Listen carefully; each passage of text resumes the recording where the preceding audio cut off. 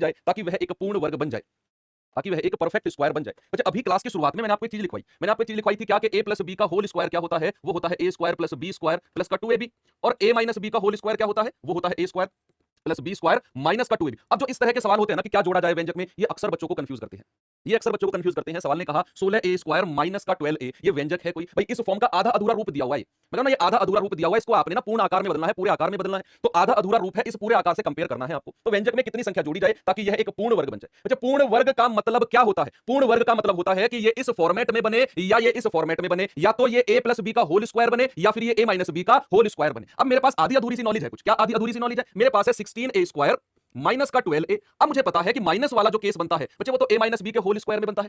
ये बात तो मैंने समझी, सामने देखेंगे, ये बात तो मैंने समझी कि a माइनस जो माइनस वाला केस बनता है वो तो a माइनस बी का होल स्क्वायर में बनता है। हाँ सर, बात तो सही है। अब यहां पर आकर हमारा दिमाग में स्टक हो जाता है कि यार वो संख्या क्या होगी जिसे मैं यहां पर जोड़ूं तो ये पूरी वर्ग बन जाए, परफेक्ट वर्ग बन जाए। तो देखना मैं आपको बताऊं, आप करिए क्या, आप करिए क्या 16a स्क्वायर, क्या 16a स्क्वायर को आप एक पूर्ण वर्ग संख्या में बदल सकते हो? क्या एक पूर्ण वर्ग संख्या में बदल सकते हो बच्चे? क्या मैं इसे 4a का होल स्क्वायर कह सकता हूं?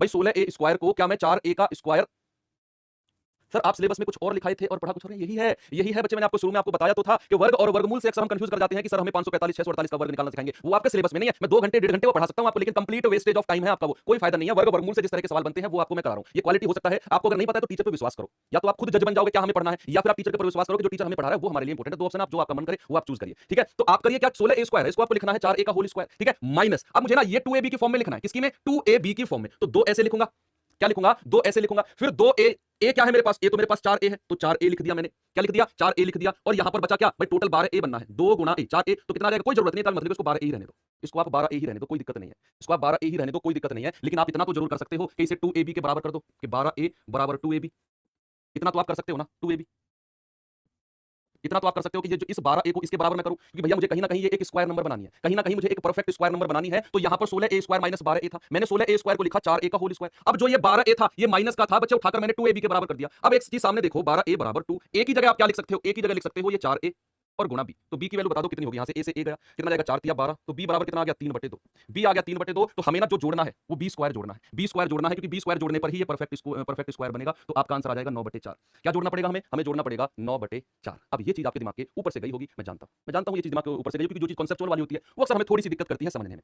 कोई चीज अगर हमें डायरेक्ट ट्रिक से बता दी जाए तो हमें वाह वाह लगता है, हमें फिर से बताता हूं, मुझे पता दिमाग के ऊपर से गई होगी, मैं मानता हूं मेरे स्टूडेंट हैं, थोड़ा सा टाइम लेंगे समझने में, रुको तसल्ली रखो, मैं बताता हूं। यहां पर मैं फिर से बताता हूं, आप जानते हैं a माइनस बी का होल स्क्वायर होता है a square plus b square minus का 2ab। आपसे कहा गया कि जो ये संख्या दी गई है, क्या दी गई है, 16a स्क्वायर माइनस का 12a। बच्चे कह रहा है कि इसमें मैं कौन सी संख्या जोड़ दूं, यही कह रहा है ना कि इसमें मैं कौन सी संख्या जोड़ दूं ताकि वो एक पूर्ण वर्ग बन जाए, ताकि वो एक पूर्ण वर्ग बन जाए, 16a स्क्वायर माइनस 12a। यहां पर कोई चीज वो जोड़ने वाला है। अब आप कंपेयर करेंगे, ये तो a स्क्वायर हो जाएगा, माइनस का 2ab ये हो गया बच्चे, जो भी अब यहां पर आप जोड़ोगे क्या वो b स्क्वायर नहीं होगा, क्या वो b स्क्वायर नहीं होगा भाई, a स्क्वायर तो ये हो गया, माइनस का 2ab यहां से कंपेयर करेंगे, जो भी संख्या जोड़ेंगे क्या वो अपने आप में b स्क्वायर नहीं होगी। ये तो क्लियर है कि जो भी संख्या हम जोड़ेंगे वो b स्क्वायर होगी, जो भी संख्या हम जोड़ेंगे वो b स्क्वायर होगी, इतना तो आपको हो गया क्लियर। अब यहां से मैं कंपेयर करना शुरू करूंगा, ये 16a स्क्वायर को a स्क्वायर से कंपेयर करूंगा, तो क्या बच्चे अगर मैं 16a स्क्वायर को इस फॉर्मेट में लिखूं तो a का मान मुझे 4a मिल जाएगा, a का मान मुझे 4a मिलेगा कि नहीं मिलेगा, बिल्कुल मिलेगा सर। अब ऐसे ही 2ab को यहां कंपेयर करो, तो 2ab को जब मैं कंपेयर करूंगा तो 2 गुना और a की जगह 4a कर दो, a की जगह 4a कर दो, और गुणा b बराबर किसके होगा, 12a के। तो यहां से b का मान भी आपको मिल जाएगा, 4 तिया 12, तो b का मान कितना आ गया 3/2। आपको तो चाहिए b स्क्वायर, आपको तो चाहिए कितना,